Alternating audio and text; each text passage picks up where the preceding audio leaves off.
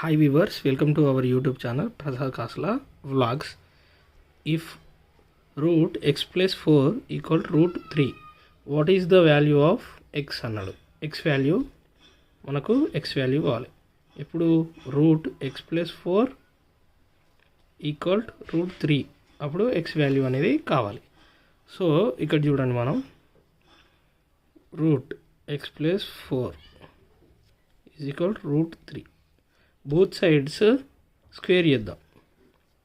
Square same అలాగే స్క్వేర్కి రూట్కి క్యాన్సల్, స్క్వేర్కి రూట్కి క్యాన్సల్.